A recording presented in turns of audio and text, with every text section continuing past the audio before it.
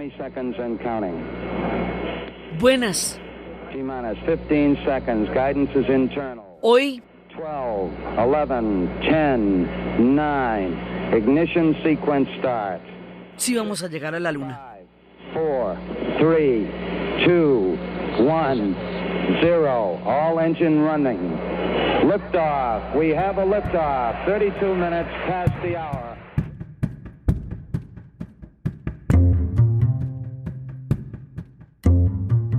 Ya después de todos los intentos que hemos hecho desde el momento en que empezamos la carrera espacial,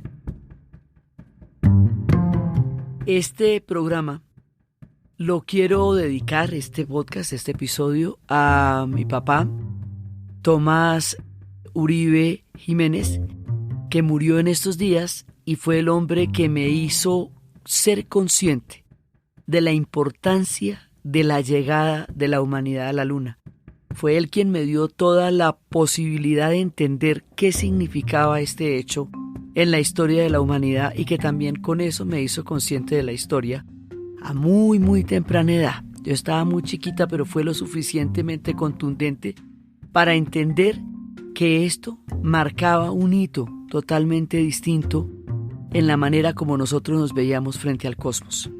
Entonces, el asunto es que los soviéticos iban ganando en todas, como un partido 3-0 en el primer tiempo. Y los Estados Unidos, que consideraban que ellos tenían una tecnología mucho más avanzada, mucho más dinero, mucho más glamour y eran mucho más plays y mucho más guaus, pues no, no lo lograban, los soviéticos le seguían ganando, a pesar de que los Estados Unidos puso 23 días después de los soviéticos a Alan Shepard. No sería suficiente consuelo. Esto todavía no era lo que se necesitaba para que ellos realmente que entendieran o creyeran que ellos eran capaces de desafiar el reto de la carrera espacial. Entonces es cuando se le ocurre a John F. Kennedy, después de la hazaña de Yuri Gagarin, que eso ya tocaba, era romperla. Y ahí es cuando hace el famoso discurso del 25 de mayo de 1961, en el cual por un lado le solicita al Congreso la aprobación del presupuesto necesario para financiar la carrera espacial, pero lo que se recuerda, el hito, es el discurso del 12 de septiembre del 62 en la Universidad de Rice, que el fragmento que más hemos escuchado es el que dice: hemos decidido ir a la luna. We choose to go to the moon. Hemos decidido ir a la luna We choose to go to the moon in this decade and do the other things. En esta década y también afrontar los otros desafíos. Because that goal No porque sean fáciles, sino porque son difíciles. of our energies and skills. Porque esta meta servirá para organizar y medir nuestras energías y aptitudes. Porque es un desafío que estamos dispuestos a aceptar, que no estamos dispuestos a posponer y que tenemos toda la intención de ganar, también a los demás. Por estos motivos considero la decisión del año pasado de subir el listón de nuestros esfuerzos espaciales una de las más importantes que se adaptarán durante mi ejercicio en el despacho presidencial.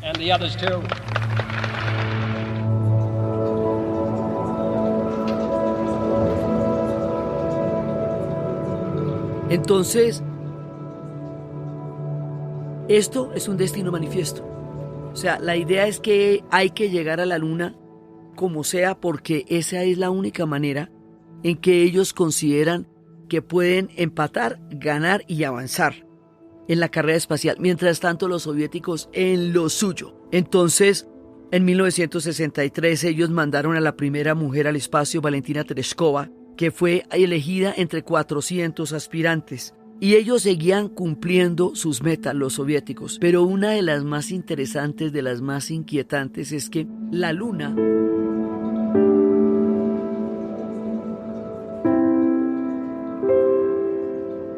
siempre nos da la misma cara a nosotros.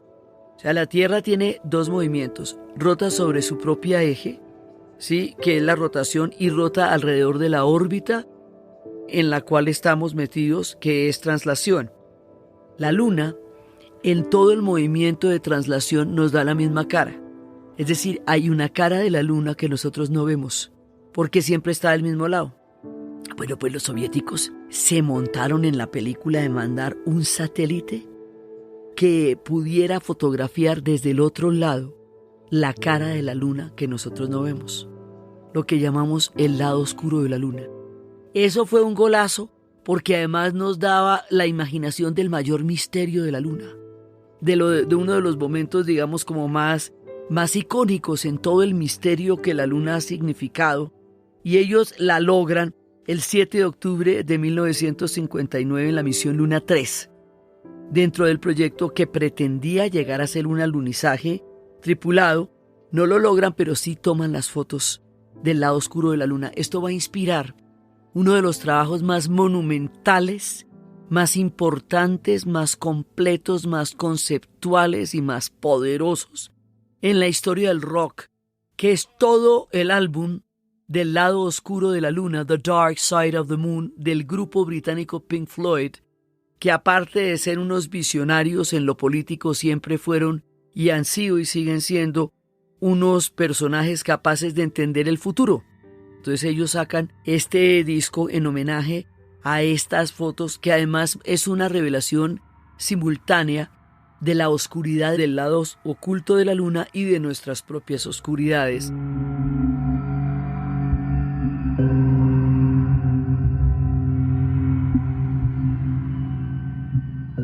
Dentro de las fases que todos tenemos en esa extraordinaria metáfora con la luna, pero además esto empieza a generar una cantidad de sonido, de sonoridades, de lo que puede ser el mundo espacial, que son absolutamente fascinantes.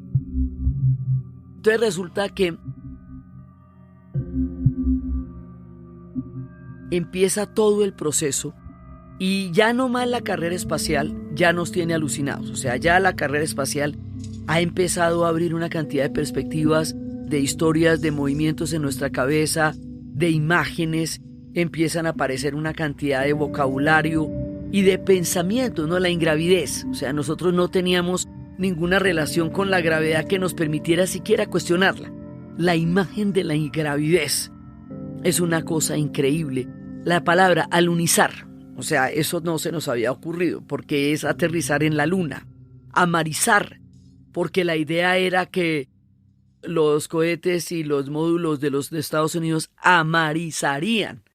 Los de la Unión Soviética aterrizarían, porque la Unión Soviética tenía la sexta parte de lo que es la superficie terrestre del planeta azul. Entonces, pues ellos con ese montón de tierra simplemente aterrizaban. Eso nos pone en una perspectiva diferente del universo, la sola carrera espacial. Los gringos van a montar el proyecto espacial Apolo con el destino específico de llevar al hombre a la luna. Estamos hablando de un destino manifiesto a nivel histórico. Y esto se va a cumplir de la siguiente manera. Eagle, Houston, we see you on the steerable, over. El 16 de julio, Roger, Eagle, contact. los astronautas Neil Armstrong, Michael Collins y Edwin Buzz Aldrin Roger, how does it look? Eagle has wings. Roger.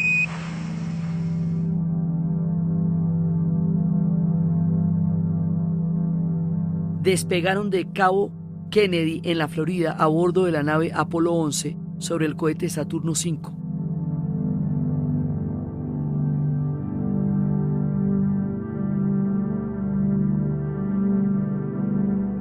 El viaje hacia la luna no presentó ninguna dificultad. Lo digo porque es que esto no era nada fácil. Había gente que había muerto antes en el Soyuz, había gente que había muerto antes en estos intentos. Era peligrosísimo, era muy riesgoso, no se había hecho antes. O sea, que se llegara con normalidad era una hazaña en ese momento, porque literalmente creando nuevas fronteras.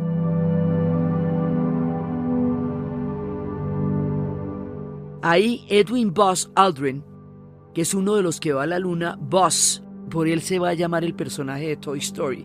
Pues vamos a ver cómo todo esto se va volviendo un profundo imaginario en la cultura de la época.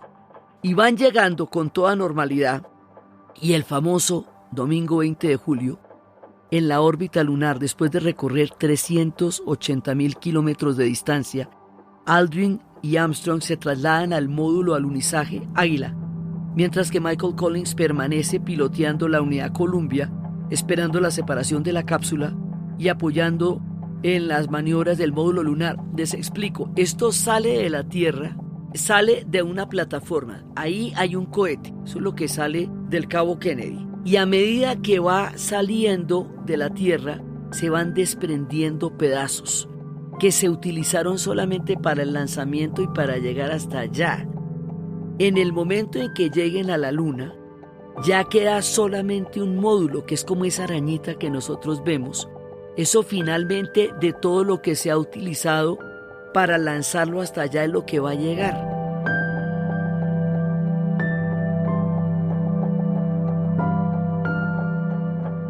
Entonces el módulo sale mientras Michael Collins está tripulando para que ellos puedan volver. Entonces estos son una serie de fases que son los que se van viendo cómo se abren y se desprenden pedazos de los cohetes que sirvieron para llevarlo hasta allá. Entonces, a las 10:56 del 20 de julio es cuando Armstrong desciende de las escaleras de la nave y empieza con su traje espacial y pone el pie izquierdo sobre la Luna y dice una frase, la frase histórica: It's one small step for man, este es un pequeño paso para el hombre, one giant leap for mankind. un salto gigantesco para la humanidad. Eso será la frase, digamos, insigne de este momento.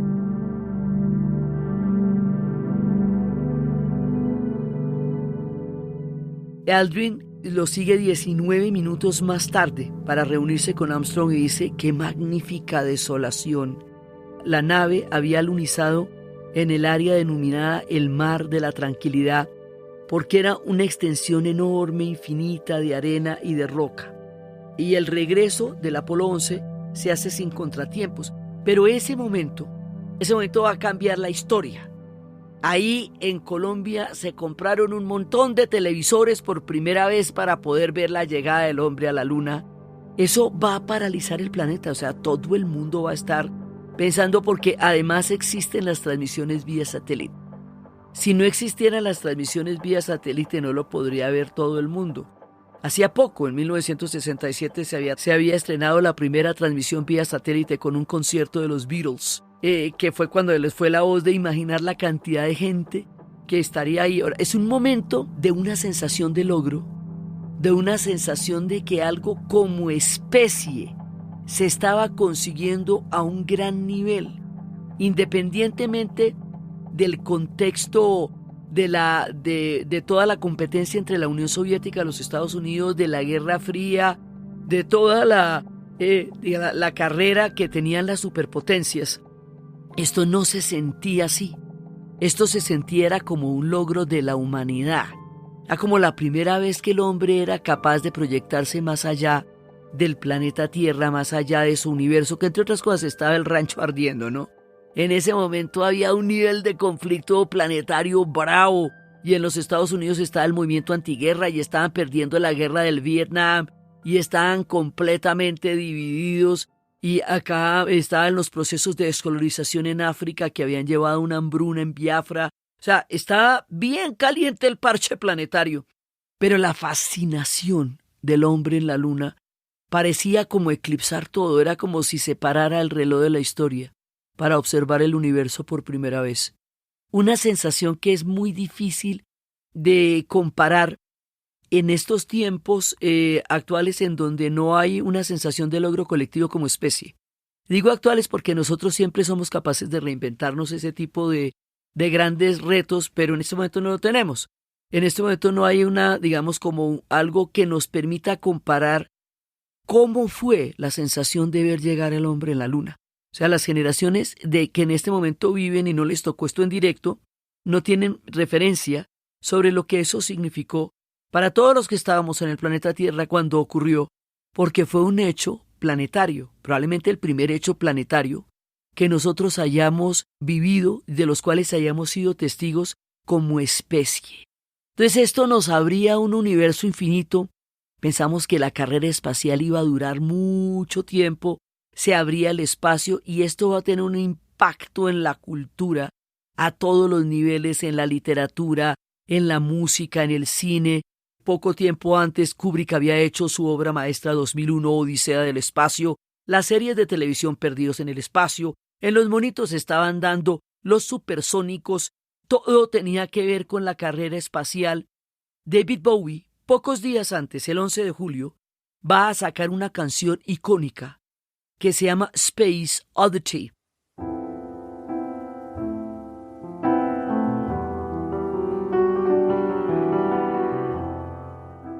Space Oddity es un juego de palabras con la palabra Odisea. En lugar de una Odisea del espacio, es una rareza del espacio, porque odd significa raro, extraño.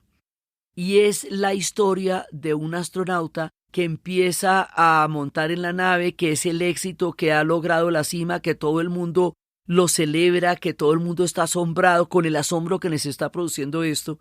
Y es el Ground Control to Major Tom. El control de tierra a Major Tom, que es el que está en la nave, que dice que se siente flotando en una latica en el espacio de la manera más peculiar, y cuando todo está saliendo bien, de pronto pierde el contacto con el control de tierra. Él dice que los circuitos están rotos y que si lo puede escuchar, y se pierde en una guitarra en el vacío, porque se pierde en el espacio. La idea de una muerte cósmica era aterradora.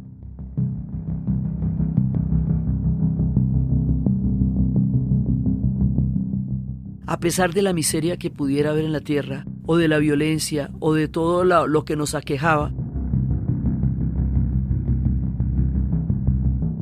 la idea de que alguien pudiera morir en el espacio resultaba absolutamente aterradora.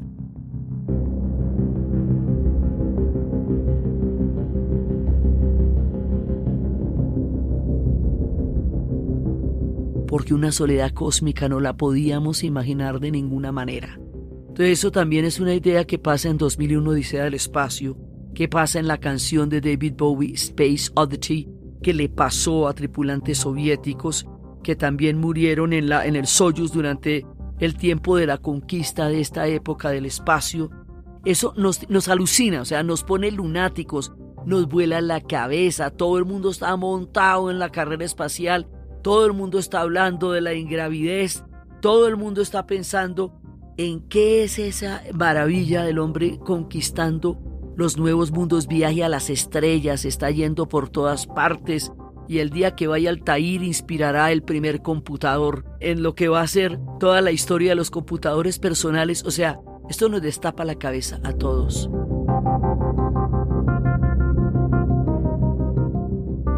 Y es una cosa que, digamos, si es antes y después la mirada del hombre en el cosmos. Por primera vez, entonces nosotros pensábamos que esto iba a durar mucho tiempo. No lo teníamos tan ligado a la competencia entre las potencias, porque para nosotros, es decir, para los habitantes del planeta Tierra, ese no era el tema. El tema era la llegada del hombre a la Luna.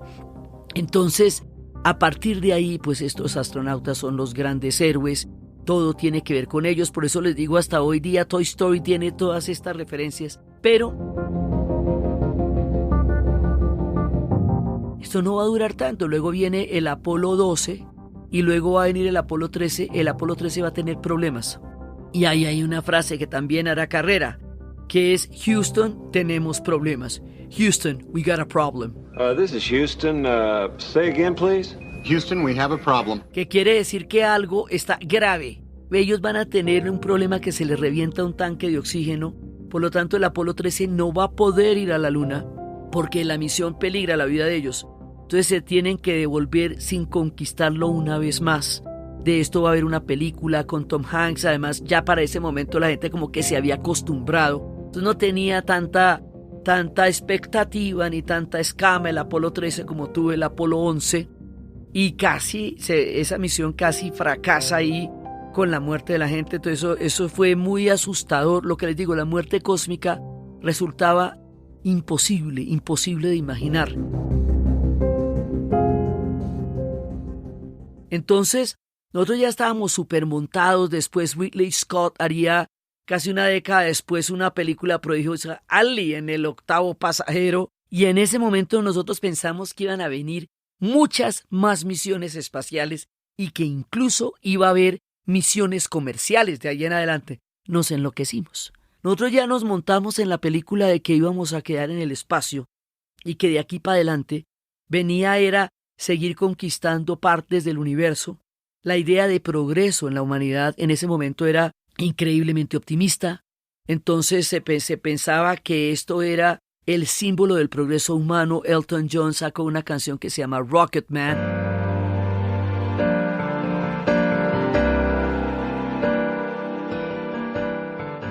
El hombre cohete, el hombre del espacio, que nos hablaba de la cotidianidad de lo que eran los cosmonautas en el espacio. Pero toda la carrera espacial nos empieza a fallar porque por un lado los soviéticos, después de todos los logros, empiezan a bajarse del presupuesto. Después de Khrushchev viene Brezhnev y Brezhnev dijo: no hay plata para esto, no hay plata para esta carrera espacial tan costosa. Y cuando uno ve que la Unión Soviética se disolvería después por un problema económico de proporciones inimaginables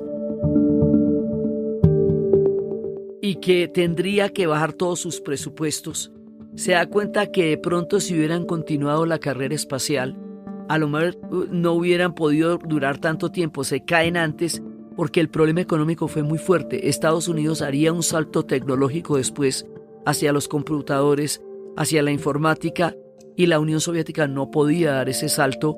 Ellos estaban en la industria de los altos hornos y tenían una economía central planificada, así que no podían dar un salto con la rapidez con que los Estados Unidos y la Gran Bretaña y buena parte del mundo occidental lo dieron hacia la informática. Si ellos continúan en la carrera espacial, hubieran tenido mucho menos tiempo de existencia como Unión Soviética, probablemente porque esto realmente consumía presupuestos enormes. Al retirarse la Unión Soviética de la carrera como tal, pues los Estados Unidos un poco pierde interés en esto que se consideraba el punto de mayor competencia en las superpotencias, y más adelante va a llegar la era Reagan, y en la era Reagan y la era Thatcher empieza el neoliberalismo, y el neoliberalismo ya no está interesado en los grandes logros, en los grandes proyectos de la humanidad, sino en la financiación y en la rentabilidad de todas las empresas.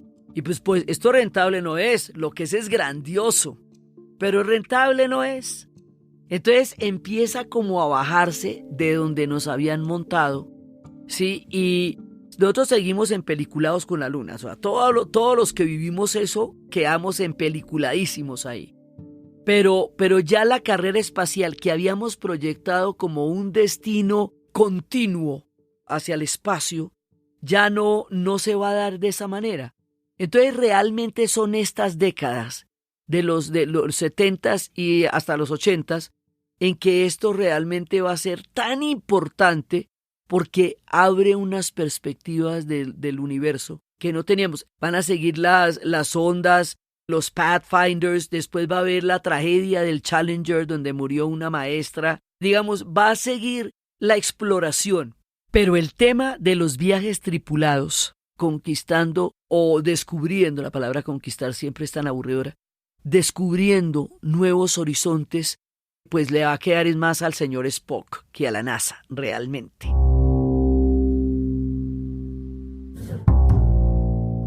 Entonces, bueno, va a haber un momento en que se cae la Unión Soviética. Los soviéticos se van a especializar en las estaciones espaciales, en tener estaciones en el espacio que se van a llamar la Mir. Y más adelante va a haber un proyecto en donde se puedan encontrar las estaciones espaciales de los Estados Unidos y la Unión Soviética, entre otras cosas, porque había una película que planteaba la idea de que si un día había una emergencia y el otro no lo podía rescatar porque no eran compatibles los sistemas, entonces eso se va a hacer en algún momento. Ahora, con respecto a la llegada del hombre a la luna, entonces empiezan con la idea de que si eso fue un montaje, de que si eso fue una escenografía, y hay una película que se llama Capricorn One que plantea eso, y entonces empiezan todas las especulaciones. Pero, digo, yo me lo pregunto, si la carrera espacial era de esa manera, si eso era, mejor dicho, casi a muerte, si ahí no había tregua, si tenían los sistemas de espionaje tan absolutamente bravos que tenían, porque toda la Guerra Fría era un sistema de espionaje, y los Estados Unidos hubiera hecho un montaje sobre la llegada del hombre a la luna, ¿ustedes no creen que los soviéticos hubieran aprovechado con creces semejante papayazo, como decimos en Colombia, a una oportunidad que no se puede desperdiciar? ¿Ustedes no creen que los soviéticos los hubieran llevado al ridículo en toda clase de miniseries y programas y shows y stand-up comedies? O sea, los soviéticos se les hubiera hecho agua a la boca, hubieran hecho un festín absolutamente impresionante si hubieran demostrado que los Estados Unidos no habían llegado a la luna, cuando ese era el punto fundamental de ellos como potencias, y de eso se trataba todo. Además, ¿cuánta gente tendría que haber guardado ese secreto para el resto de la vida y no habérselo contado al mejor amigo o a la novia, o en una noche de pasión, y no salir eso filtrado por ninguna parte, con la poca capacidad de guardar secretos que tenemos los humanos? Realmente, esto hubiera sido un escándalo de proporciones cósmicas de poderse comprobar. Entonces siempre tienen ese cuento porque nadie más ha ido a la luna para saber si es cierto o no. O sea, ninguna otra nacionalidad hasta ahora ha ido a la luna. Y cuando vayan vamos a ver si está la banderita y todo eso, pero realmente, porque las huellas las dejaron solamente los Estados Unidos, que trajeron las muestras de la luna. Entonces ahora, por el momento, la carrera parecía suspenderse. Los chinos quieren ir y tienen con qué ir, así que muy probablemente para el 2050 ellos llegarán. Van a empezar ahorita, están anunciando los viajes espaciales para personas particulares que dispongan del dinero para poder ir al espacio, no a la luna, aunque sea, pero por lo menos fuera de la Tierra. Pero digamos, continuará de otra manera, en otro momento, con otras potencias y probablemente con un sentido diferente al que se hizo originalmente. Pero la idea de poder conquistar el espacio a partir de nuestra imaginación y tecnología, la idea de cumplir ese sueño que tantos pueblos han adorado en la luna y sus misterios, la idea de H.G. Wells, la idea de Julio Verne, la idea de Godard, la idea de Kieslowski, la idea de todos los personajes que han soñado tantas veces eso, la idea de la humanidad como logro, como especie, la idea de que todos como planeta podíamos alcanzar un objetivo juntos, a pesar de que estuviera representado solamente en 2 hombres, flotando en el espacio en una situación de ingravidez. Eso fue tan importante, que marca un antes y después en nuestra relación con el universo, con el cosmos. Lo seguimos estudiando, los astrónomos siguen allá. Steve Hawking nos ha dado una visión del universo enorme. No es que la curiosidad humana haya cesado, es que la proyección infinita de una humanidad sin límites que nos significaba el haber llegado a la luna, por el momento no tiene esas connotaciones. Nosotros los humanos, como les digo, nos reinventamos. Somos capaces de hacer cosas fantásticas después de haber hecho cosas terribles, así que no se descarta que salgamos con alguna maravilla en algún momento, pero en este instante no hay un sentimiento que pueda compararse con lo que tuvimos y experimentamos en ese momento.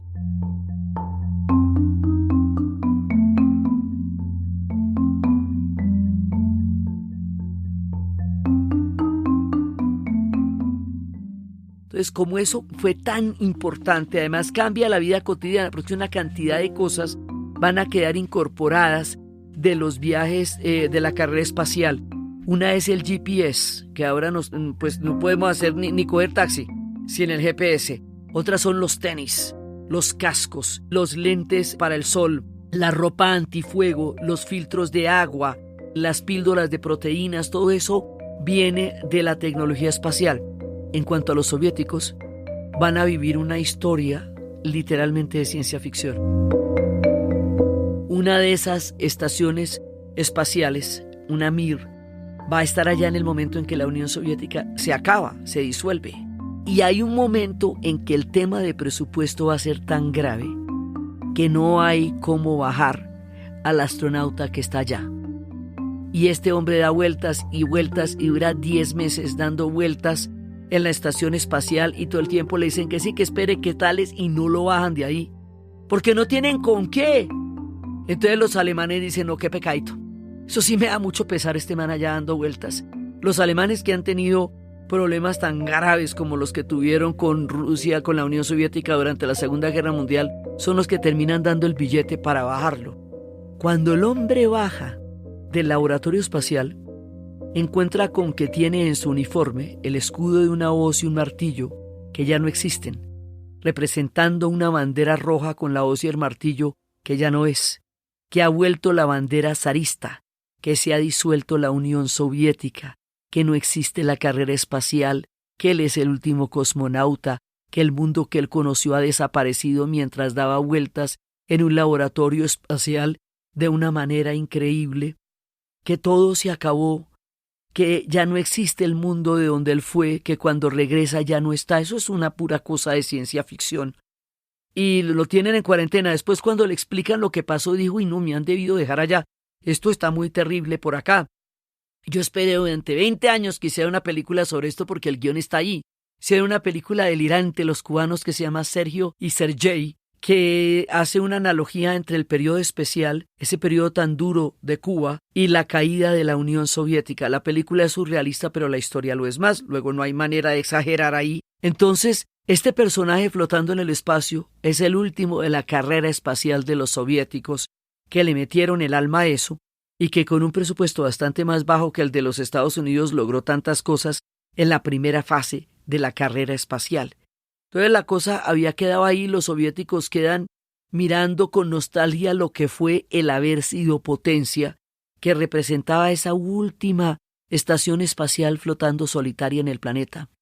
El cine sigue llevándonos a Gravity, sigue llevándonos a una cantidad de sitios en el espacio. La ciencia ficción en esa época nos había dado una obra tan maravillosa como Las Crónicas Marcianas de Ray Bradbury. Toda la cultura queda influenciada por esto, la música queda influenciada por esto permanentemente. The Final Countdown, Flash Gordon, se recuperan los cómics que en el 30 y en los 40 ya habían llegado a la luna en los dibujitos, pero ahora lo harán en el cine. El cine queda dramáticamente influenciado por la carrera espacial. De ahí en adelante, los rockeros de los años 70, hijos de los pilotos muertos en la batalla de Inglaterra, no solo incluirán en sus canciones la temática de la Segunda Guerra Mundial, sino incluirán en sus canciones la referencia del hombre en la luna, del hombre en el espacio. Y todos nosotros crearemos una cultura alrededor de la carrera espacial. El impacto de esto sobre el pensamiento de la humanidad y su relación con el cosmos va a ser muy profundo. Toda la serie de Cosmos de Carl Sagan, la obra de Isaac Asimov, todo esto va a quedar influenciado por la llegada del hombre a la luna, porque concreta un sueño que se ha tenido durante milenios, leyendas, mitos, historias, científicos, desde Kepler en adelante, todo el mundo soñando con la luna, y eso sucedió un 20 de julio de 1969, hace 50 años, y por eso les hemos contado estos 3 relatos acerca de la carrera espacial y la llegada del hombre a la luna, porque lo que hay que rescatar de acá es el asombro, la capacidad de la humanidad para proyectarse en universos mucho más allá de su propia y mezquina realidad, y poder imaginar algo más fantástico y más increíble que todo esto que estamos tratando de entender en nuestro quehacer humano. Ahora nuestro reto es salvar al planeta, salvarlo de nosotros mismos. Es un reto tan grande como la carrera espacial, tan importante como llegar a la luna, tan acuciante y tan necesario. Vamos a ver si somos capaces. Pero esto como humanidad es un relato planetario, y por eso hemos estado en esto tripulando, soñando, creando, calculando y montando cohetes para llegar a la luna.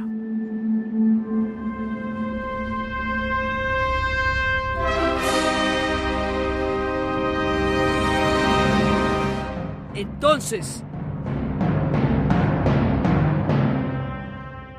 desde los espacios de la misión Apolo, de la llegada a la luna, del alunizaje, de la salida de Cabo Cañaveral, de un pequeño paso para el hombre y un gran paso para la humanidad, desde las perspectivas cósmicas, desde la música popular, desde David Bowie y desde Elton John y The Dark Side of the Moon y los soviéticos y el astronauta en la Mir dando vueltas alrededor del cosmos y Aldrin y Armstrong caminando sobre la superficie lunar y Kennedy y todo ese imaginario increíble que esto ha creado en nuestra especie, volviéndonos lunáticos en la Tierra, en la narración Diana Uribe. Y para ustedes, feliz día, cualquiera que este día sea.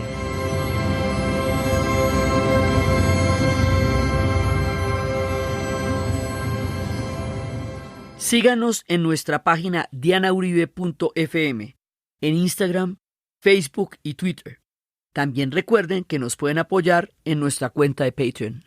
Este podcast fue posible gracias al equipo de la Casa de la Historia, Arturo Jiménez, Diana Suárez, Milena Beltrán, y fue grabado en Los Gatos Estudio por Arturo Jiménez y editado por Sebastián Payán de 070, y siempre con la ayuda fuerte y poderosa de Santiago Espinosa Uribe y Laura Rojas Aponte del podcast Cosas de Internet.